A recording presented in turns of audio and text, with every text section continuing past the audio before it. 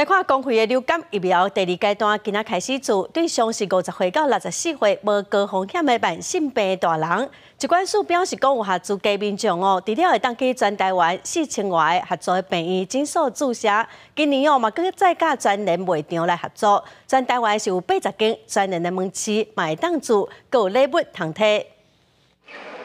做一针就会当预防感染流感病毒。专联南港旗舰店初一早起提供300支高端流感疫苗，有未少民众透早就到超市买物件，顺便注疫苗，也可以当得到一罐岐山金蕉加一罐控抓水。我是到现场才看到它是高端啊，所以没关系啊，因为既然都是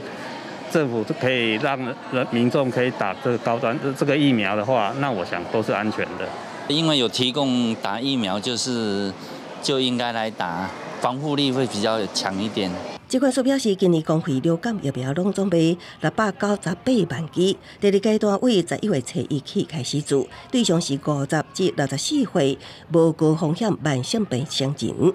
那为着增加民众便利性，除了全台4000个注射合约院所，今年佮甲专联福利中心合作，伫全台80间门市设置疫苗注射站。疾管署长庄真祥也到现场比起抢位带头注疫苗。50岁到64岁，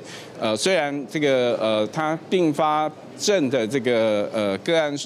比率会比65岁以上低，但是会比一般年轻人还是高。庄真祥强调，今年是新冠疫情解封了后的第一年，真可能因为免疫负债反苦，流感为秋冬流行，变作是规年流行。